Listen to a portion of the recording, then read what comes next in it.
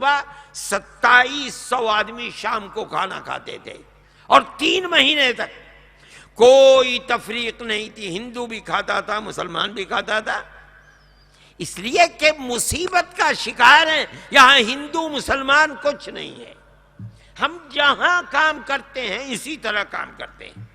ہمارا 1 مہینے میں 1,70,000 آدمی کھانا کھاتے تھے اور ہم برابر چلتے رہے۔ ہمارا کیا، ہم تو فقیر لوگ ہیں، ارے بھائی قوم اس ہاتھ سے دیتی ہے، اس ہاتھ سے ہم ختم کر دیتے ہیں، خرچ کر دیتے ہیں قوم کے اوپر۔ میں کہتا ہوں کہ ہمارے مزاج کے اندر ہمارے بزرگوں نے جو بنیاد رکھی ہے فرقہ پرستی نہیں ہے۔ ہم نہ خود فرقہ پرست ہیں نہ فرقہ پرستی کی تائید کرتے ہیں، یہ ہمارا کام ہے۔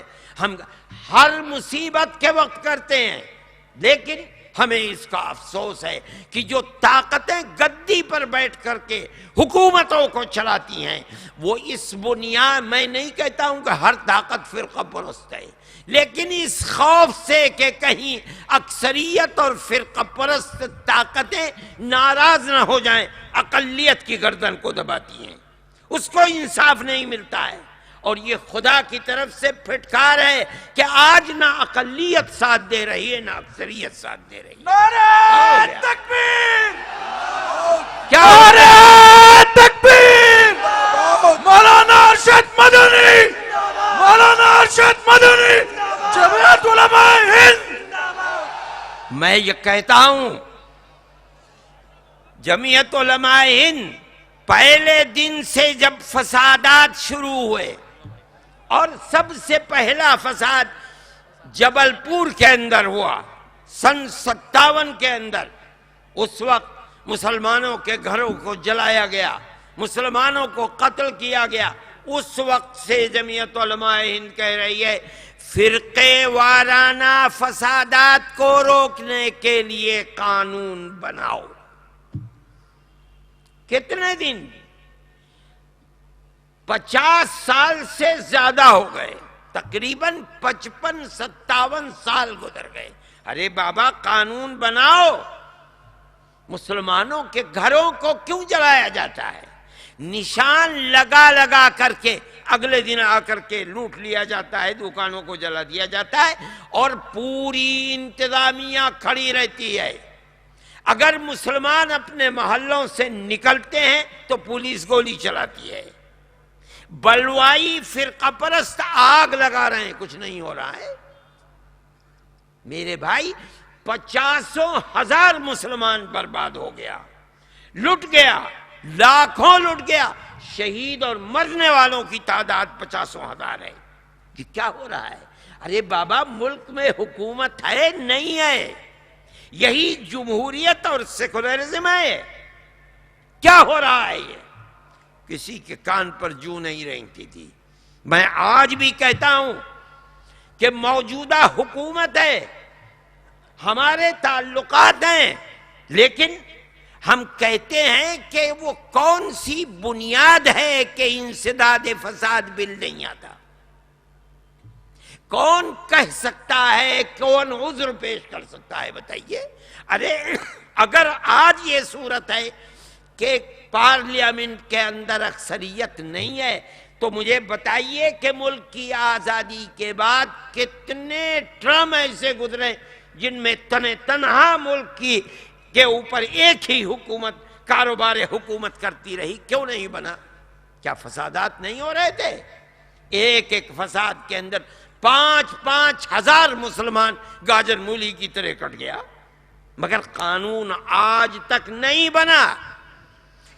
میں نے کہا کانگریس گورنمنٹ نے 2 الیکشن پہلے، یعنی تقریباً 10-12 سال پہلے، ورنہ 8-9 سال تو گزر گئے، مینیفیسٹو کے اندر وعدہ کیا کہ کانگریس برسر اقتدار آئے گی تو انسداد فساد بل بنے گا۔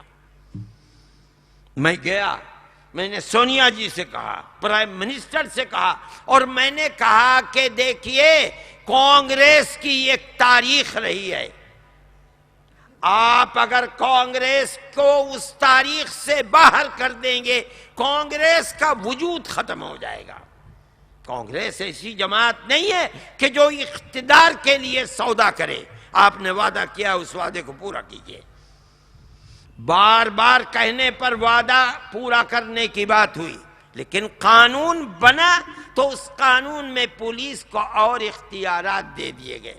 میں نے کہا کہ بابا کانگریس اور اختیارات پولیس کو دے رہی، جب کم اختیارات ہیں تو 50,000 سے زیادہ مسلمان مار دیا گیا، اور اختیار دے دو 1 لاکھ اور مر جائے گا۔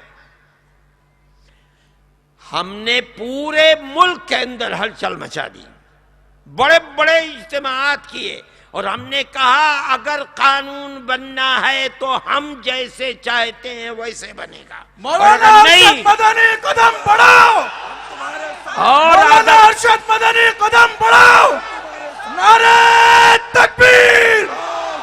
ہم نے کہا کہ قانون بنے گا تو ہم کہتے ہیں کہ ڈسٹرکٹ اتھارٹی انتظامیہ کو ذمہ دار بناؤ، اور اگر نہیں بناتے قانون مت بناؤ۔ 50,000 مسلمان شہید ہوا ہے، 1 لاکھ اور ہو جائے گا، مسلمان کم نہیں ہوگا۔ میرے بھائی مسلمان کم نہیں ہوگا۔ جمعیت علماء ہند، جمعیت علماء ہند، مولانا ارشد مدنی۔ قانون کے اندر ترمیم کی بات آئی، میں سونیا جی سے ملا گھر گیا، میں نے کہا کہ قانون میں ترمیم کرائیے، آپ نہیں کرائیں گی اس کا مطلب یہ ہوگا کہ جو وعدے کیے تھے وہ وعدے آپ نے پورے نہیں کیے، الیکشن میں اس کا جواب دینا پڑے گا۔ انہوں نے کمیٹی بنائی، اور کمیٹی بنانے کے بعد خود چیئرمین بنی، اور بن کر کے بہترین بل بنایا۔ جو صاحب بھی اس کے ممبر تھے اور دوسرے لوگ بھی تھے، وہ بل بہترین بل ہے۔ اس کے اندر قانون کہتا ہے کہ انتظامیہ مکمل ذمہ دار ہے، مرنے کے بعد معاوضہ جو بھی مرے گا 25 لاکھ تک میرے خیال میں ہے کہ اتنے روپے دینے پڑیں گے، مکمل ہے۔ اس کے اندر ایک شق ہے کہ ایک کمیٹی ہوگی، بل میں تو یہ بتایا کہ اس میں 3 عورتیں اس کی ممبر ہوں گے۔ ہم نے کہا کہ مجھ سے پوچھا گیا کہ کیا ہونا چاہیے، میں نے لکھا کہ یہ بڑی بنیادی چیز ہے کہ یہ فیصلہ کرنے کے لیے کہ جہاں فساد ہوا ہے ڈسٹرکٹ اتھارٹی کتنی ذمہ دار ہے، یہ کمیٹی بنی۔ اس کمیٹی کے اندر اقلیت اور اکثریت دونوں کے لوگ ہیں۔ 3 عورتیں، ہم نے کہا کہ آپ عورتیں کم کر دیجئے، 2 کر دیجئے، باقی مرد کر دیجئے تاکہ کہیں بھی جانے میں سہولت ہو۔ یہ عورتوں کو ظاہر ہے کہ جوان تو ہو گئی نہیں، بوڑھی عورتیں ہوں گی، انہیں لے کر کے فساد زدہ علاقے میں جانا وہ بیچاری جا بھی پائیں گی کہ نہیں جا پائیں گی، خدا جانے کیا ہوتا ہے۔ اس لیے بھائی مردوں کو رکھ لو، وہ چلے تو جائیں گے۔ اس کا کام یہ ہوگا کہ یہ جا کر کے دیکھے اور یہ فیصلہ کرے کہ انتظامیہ اس فساد کی کتنی ذمہ دار ہے۔ اب جو 10 دن پہلے جو بات چیت ہوئی اس کے اندر اسے نکال دیا گیا، اور جو ایک بنی ہوئی ہے ساری دنیا کے اندر ہندوستان ہیومن رائٹس کمیشن، اس کو ذمہ داری دے دی گئی۔ ہم نے پھر اس کے خلاف احتجاج شروع کر دیا۔ ہم نے کہا ہیومن رائٹس کمیشن کیا کرے گا؟ ارے یہ کمیشن تو 65 سال سے بنا ہوا ہے، مسلمان شہید ہوتا رہا، مرتا ہوا، لٹتا رہا، آگ لگتی رہے، آج تک کمیشن نے کچھ، آج کمیشن کیا کر دے گا؟ آپ اس کو دیکھیے۔ جو کمیٹی بنائی گئی تھی میں نے جو صاحب کو دیا، اور میں نے ایک بڑے بنیادی آدمی سے کہا، اس نے کہا ٹھیک ہے جو بات ہوئی ہے میں دیتا ہوں۔ انہوں نے مجھ کو اس کا مسودہ دے دیا، میں نے پڑھوا کر کے کہا کہ اس کے خلاف لکھیے، اور لکھ کر کے ہم نے پھر سونیا جی کے ہاتھ میں دے دیا پرائم منسٹر کا کہ آپ دیکھیے اس کو تبدیل کیجئے۔ صحیح ہے بل بہت اچھا ہے، ہیومن رائٹ کمیشن کے اوپر ہمیں اعتماد نہیں، اس بیچارے کا انہوں نے خود بھی کہہ دیا کہ ہم یہ کام نہیں کر پائیں گے۔ جمعیت علماء کام کر رہی ہے، ہم جو کر سکتے ہیں کام وہ کام کرتے ہیں اور کر رہے ہیں۔ ہم کہتے ہیں کہ اگر آپ اس بل کو نہیں لائیں گے تو آپ خود اپنے آپ کو 10 قدم اور نہیں 100 قدم پیچھے کر لیں گے۔ جمعیت علماء ہند